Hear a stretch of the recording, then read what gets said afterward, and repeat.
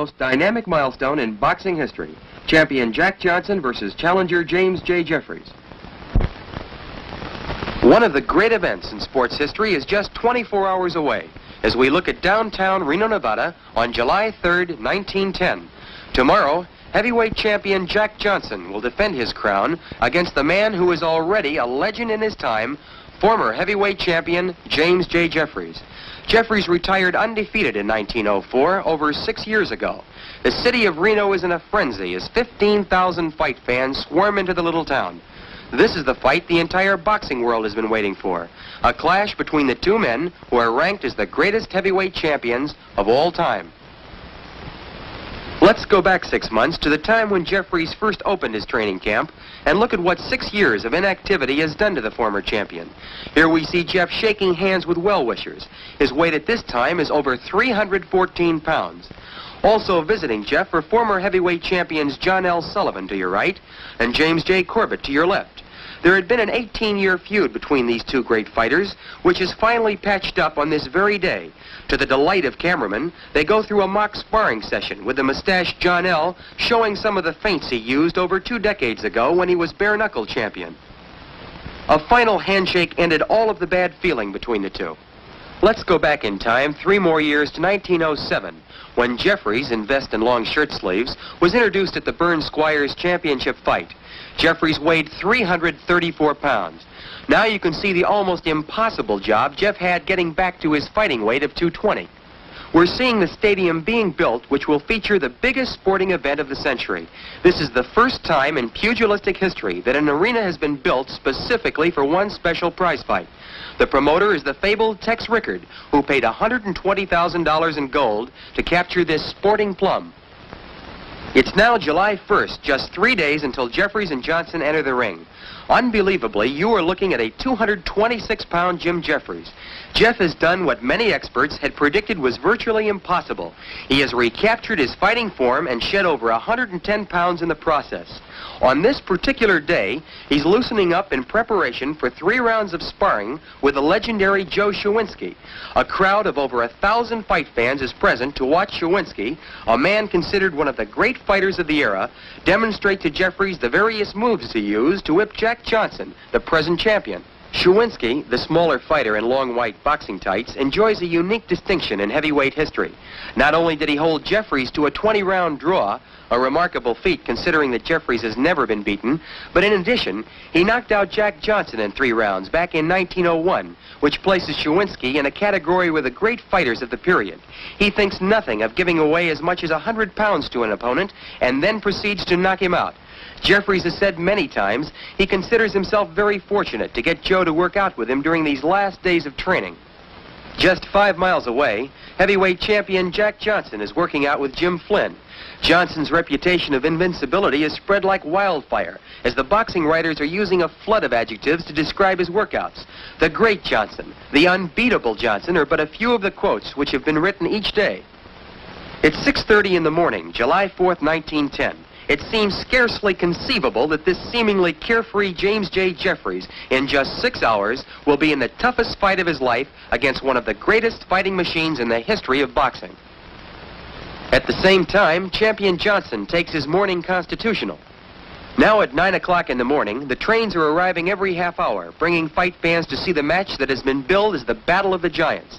No sooner does one train unload when the next one pulls in jam to capacity.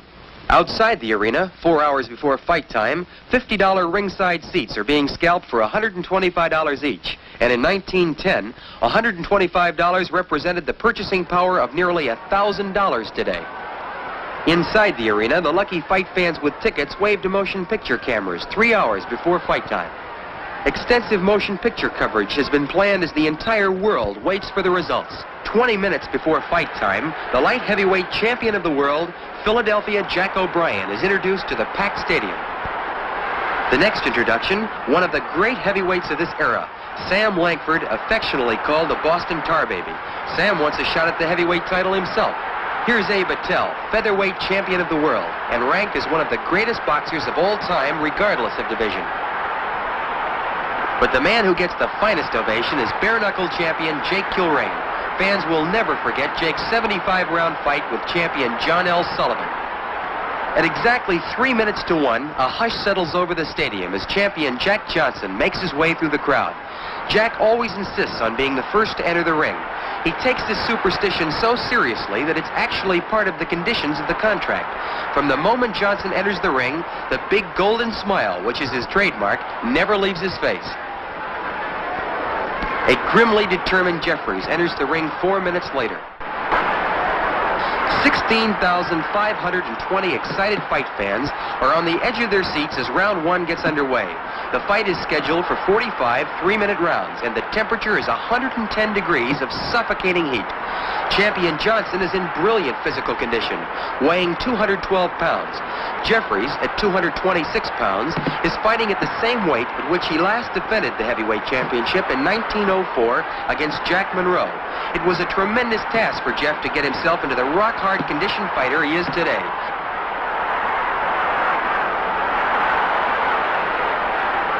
Jeffries won the heavyweight championship of the world 11 years ago on June 9th, 1899, when he knocked out Bob Fitzsimmons in 11 rounds.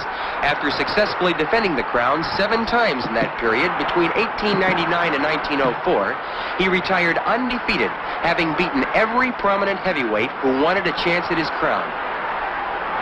Round 1 draws to a close with both men conserving their energies, knowing there are a possible 44 rounds. As round 4 begins, neither fighter has gained a clear advantage.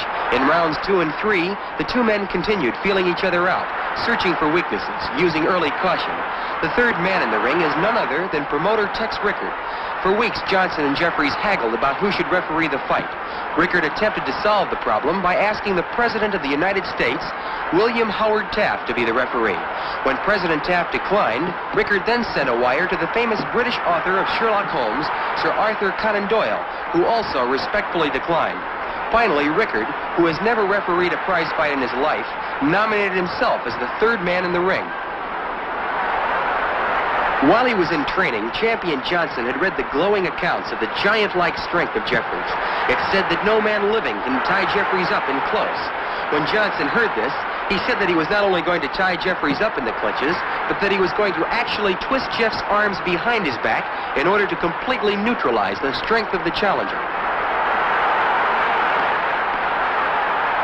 Johnson lands a stinging overhand right, which is the best punch of the fight thus far, and round 4 comes to an end. We go into round 13 with the challenger Jeffries tiring badly. In rounds 5 through 12, Johnson has slowly but methodically worn Jeffries down with hard right uppercuts in the clinches and powerful lefts and rights to the body.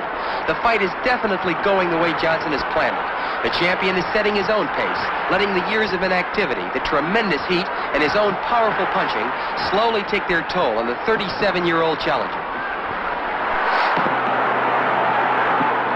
When Jeffries retired 6 years ago, Tommy Burns won general recognition as heavyweight champion by going around the world and defeating every heavyweight who laid claim to the crown. Burns lost his title December 26, 1908, just 2 years ago to Jack Johnson in Sydney, Australia, in a spectacular contest.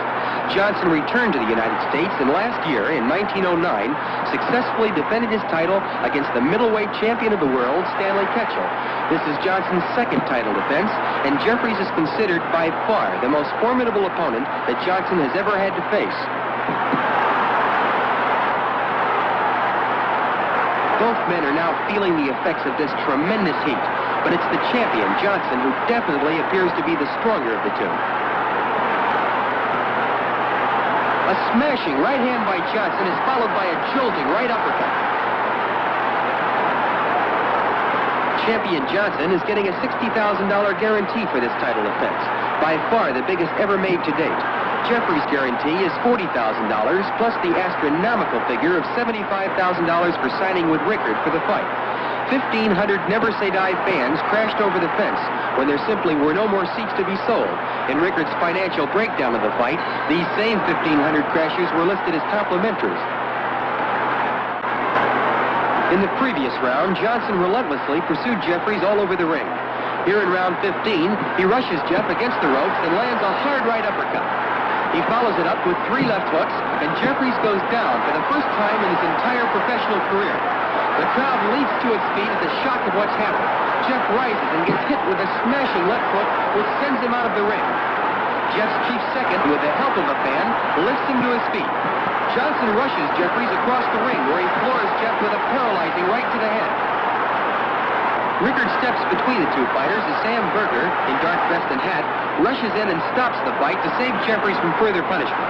This startling conclusion puts an end to the most dramatic heavyweight championship fight in the last 75 years. James J. Jeffries suffers the first and only defeat of his entire professional career, while Jack Johnson successfully defends his World Heavyweight Championship.